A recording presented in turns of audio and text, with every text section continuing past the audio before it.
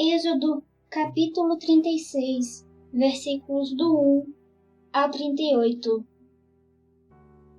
Assim trabalharam Bezalel, Aholiabe e todos os homens hábeis a quem o Senhor tinha dado habilidade e inteligência para saberem fazer toda a obra para o serviço do santuário, segundo tudo que o Senhor havia ordenado.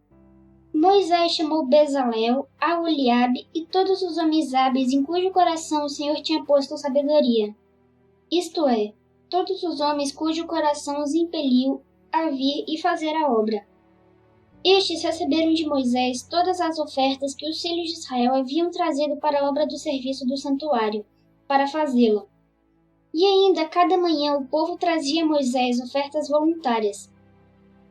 Então todos os homens sábios que se ocupavam em toda a obra do santuário deixaram o que faziam, vieram e disseram a Moisés: O povo traz muito mais do que o necessário para o serviço da obra que o Senhor ordenou que se fizesse.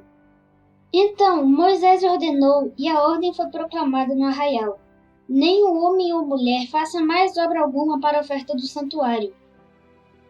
Assim, o povo foi proibido de trazer mais, porque o material que tinham era o suficiente para toda a obra que se devia fazer, e ainda sobrava.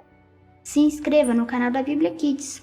Assim, todos os homens hábeis, entre os que faziam a obra, fizeram um tabernáculo com 10 cortinas de linho fino retorcido, pano azul, púrpura e carmesim com querubins. De toda obra de artista as fizeram. O comprimento de cada cortina era de 12,5 metros, e a largura era de 1,80 m. Todas as cortinas tinham a mesma medida. 5 cortinas eram ligadas umas às outras, e as outras 5 também eram ligadas umas às outras. Fizeram laçadas de pano azul na borda da cortina que estava na extremidade do primeiro agrupamento, e fizeram o mesmo com a borda da cortina que estava na extremidade do segundo agrupamento. Fizeram 50 laçadas numa cortina e 50 laçadas na outra cortina na extremidade do segundo agrupamento. As laçadas eram contrapostas uma à outra. Fizeram 50 colchetes de ouro, com os quais prenderam as cortinas uma à outra, e o tabernáculo passou a ser um todo. Fizeram também de pelos de cabra cortinas para servirem de tenda sobre o tabernáculo. Fizeram 11 cortinas. O comprimento de cada cortina era de 13,30 metros, e a largura era de 1,80 m. As 12 cortinas tinham a mesma medida. Juntaram 5 cortinas entre si, e de igual modo as 6 restantes. Fizeram 50 laçadas na borda da cortina que estava na extremidade do primeiro agrupamento e 50 laçadas na borda da cortina que estava na extremidade do segundo agrupamento. Fizeram também 50 colchetes de bronze para juntar a tenda, para que viesse a ser um todo. Fizeram também de peles de carneiro tingidas de vermelho uma cobertura para a tenda e outra cobertura de peles finas. Fizeram também de madeira de acácia as tábuas para o tabernáculo, as quais eram colocadas verticalmente. Cada uma das tábuas tinha 40,5 metros de comprimento e 67 centímetros de largura. Cada tábua tinha 2 encaixes, para que se pudesse unir uma tábua à outra. Assim fizeram com todas as tábuas do tabernáculo. No preparar as tábuas para o tabernáculo, colocaram 20 delas para o lado sul. Fizeram também 40 bases de prata debaixo das 20 tábuas. 2 bases debaixo de uma tábua para os seus 2 encaixes e 2 bases debaixo de outra tábua para os seus 2 encaixes. Também fizeram 20 tábuas ao outro lado do tabernáculo, para o lado norte, com as suas 40 bases de prata. 2 bases debaixo de uma tábua e 2 bases debaixo de outra tábua.